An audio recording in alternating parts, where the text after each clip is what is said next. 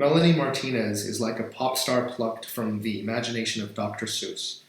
The 21-year-old singer-songwriter wears oversized hair bows and a bright-colored lip, and she sometimes paints graphic teardrops on her cheeks.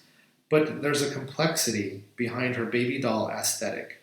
Her music tells tales of drug abuse, depression, and family dysfunction through the optics of a wide-eyed teenage girl.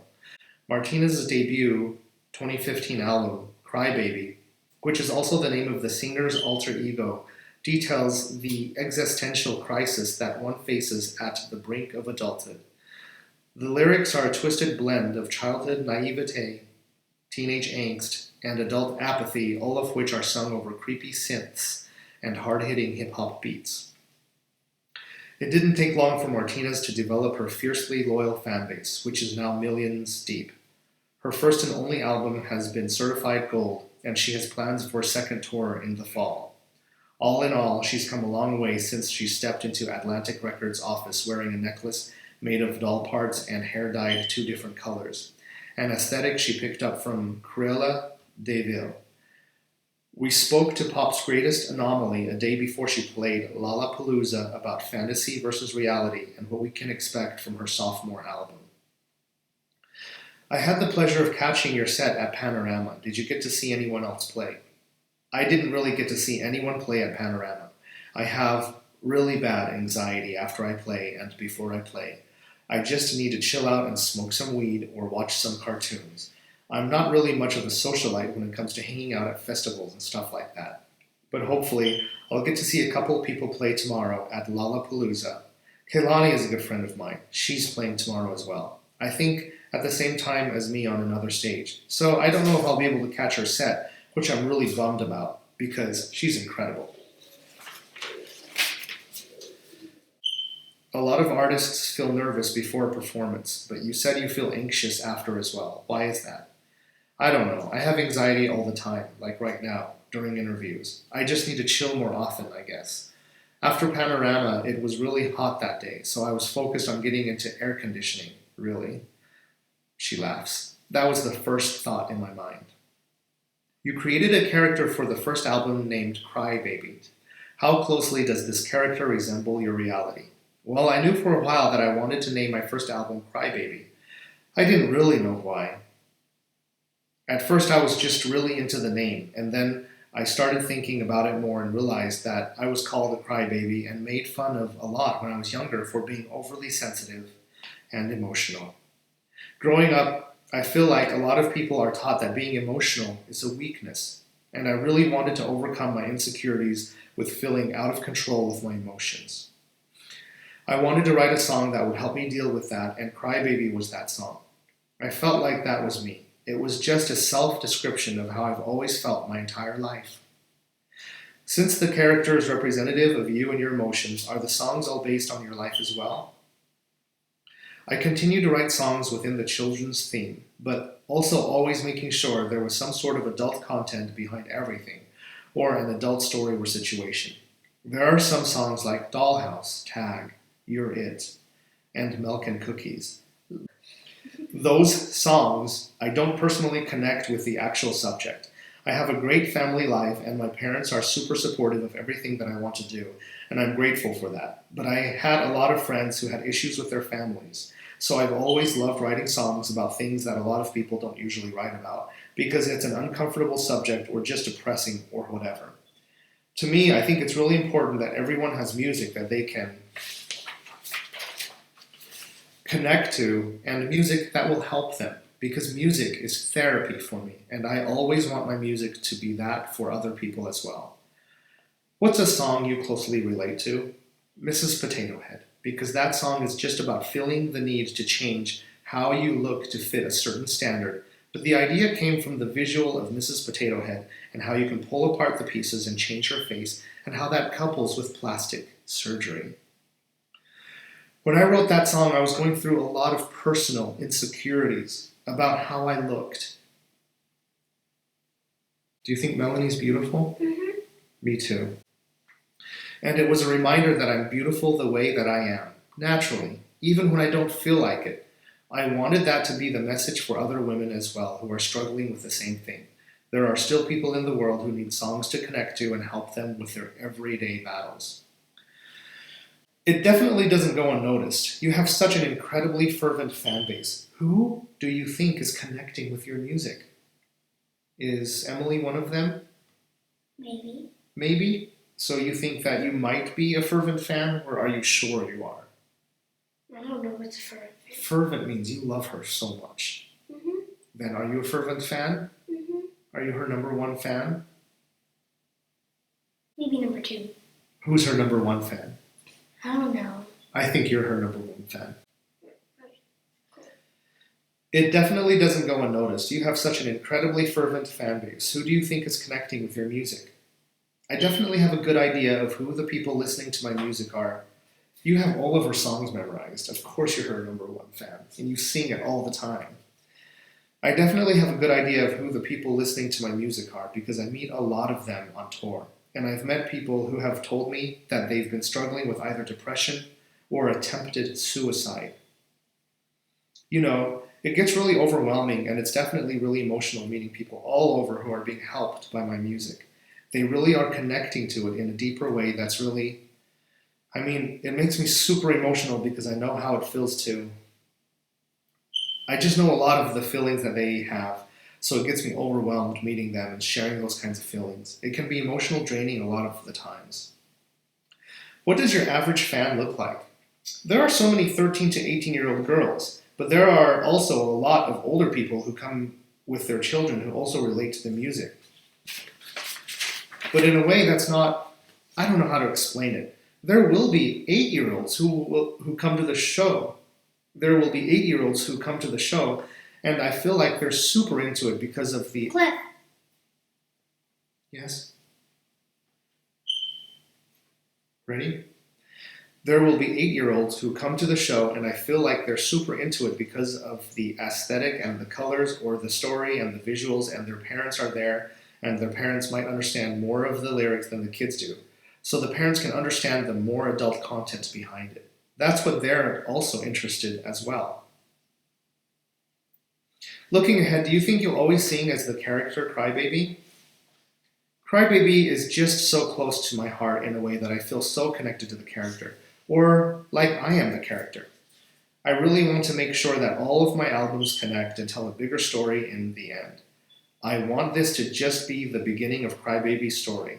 For the next album, I can't say what it's called, but it's basically done as far as the songs go. I've written them, but it still has to be finished being produced. The second album is about the town that Crybaby... Crybaby. Hi, I'm going to sing my song Crybaby for my favorite fans. Hey, Cliff and Emily. Stop laughing.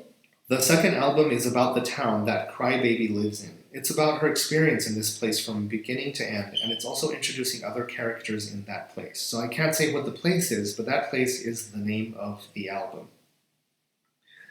You have such a profound, creative vision for your work, and you're very hands-on with every aspect. Did you ever get any pushback on this vision?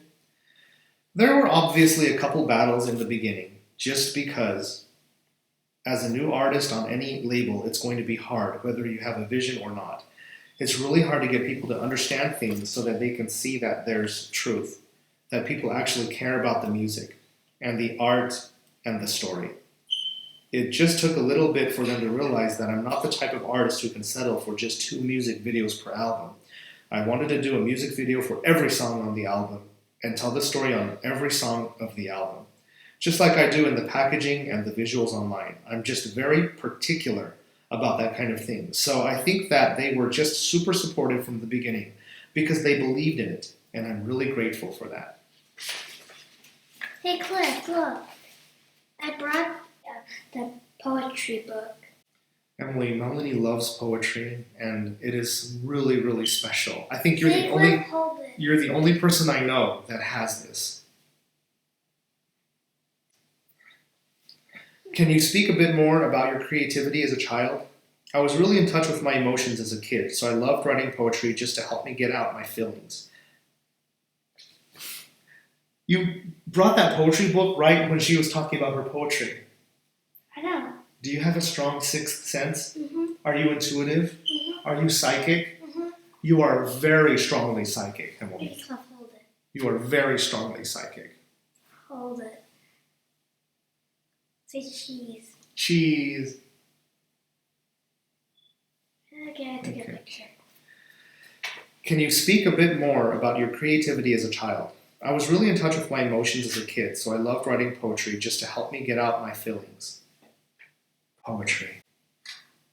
It was really important growing up for me to do that, and my parents were just super encouraging.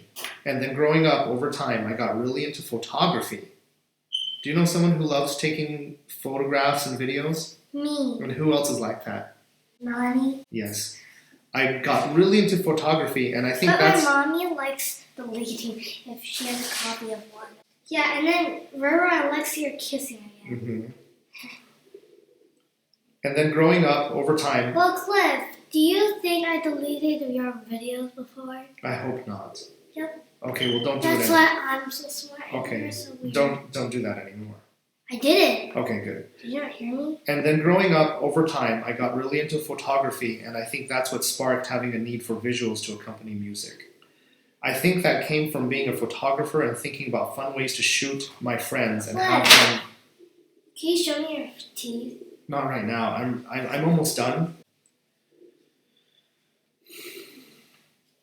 Can you speak a bit more about your creativity as a child? I was really in touch with my emotions as a kid, so I loved writing poetry just to help me get out my feelings. It was really important growing up for me to do that, and my parents were just super encouraging. And then growing up over time, I got really into photography. And I think that's what sparked having a need for visuals to accompany music. I think that came from being a photographer and thinking about fun ways to shoot my friends and have them wear really cute, frilly, silly outfits.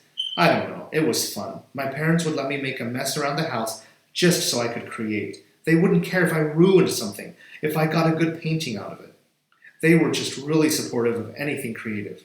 I'm really grateful because I know that a lot of people don't have that. Who is encouraging your poetry? Melanie? Right. And who's encouraging your photography, letting you use their cell phone all the time, even if you drop it? What did you say? Who is letting you use their cell phone to take pictures and videos and even put in a special memory card, expensive one, even though you drop the phone frequently? Who's letting you do that? Cliff lets me use his Samsung S9 Plus, which is better than his Note 10, right there recording his files. To encourage you to do what? Take pictures. To be a photographer? Like who? Melanie? Yeah. Well, Cliff, your iPhone is pretty bad at recording color. All right, Emily, let's focus on this. Oh no, you just stopped.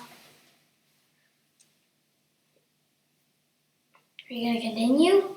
My parents would let me make a mess around the house just so I could create. They wouldn't care if I ruined something, if I got a good painting out of it. They were just really supportive of anything creative. I'm really grateful because I know that a lot of people don't have that.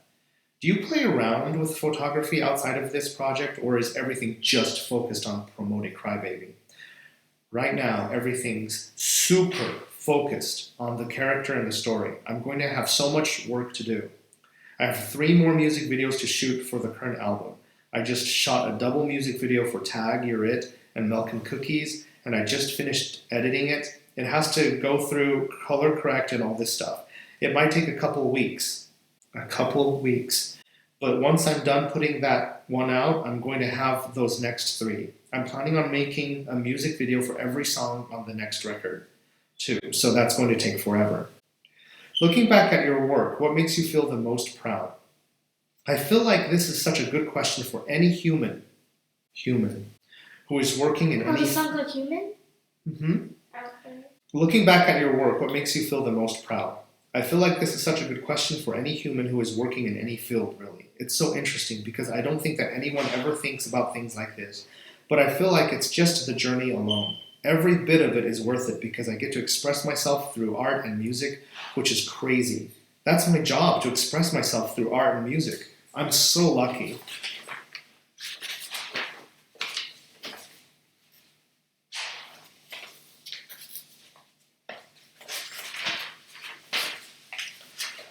I'm so lucky that I get to do this. Is Melanie very appreciative of everything? Mm-hmm. Is Melanie full of gratitude all the time? Yes. Yeah. Having an attitude of gratitude is the best thing that can help you in your life. I'm so lucky that I get to do this, Melanie Martinez says. And I'm aware that I'm very lucky to be able to do this. So every day, even if I have shitty moments and feel like I'm putting all of this work into nothing, I know in the end it's always worth it because I get to do something that makes me genuinely so happy. When I finished the Crybaby album, I just felt so good because it took 2 years of writing and thinking about the music videos and how I feel after every single music video. It doesn't matter if people like it or if they hate it. I got to express myself.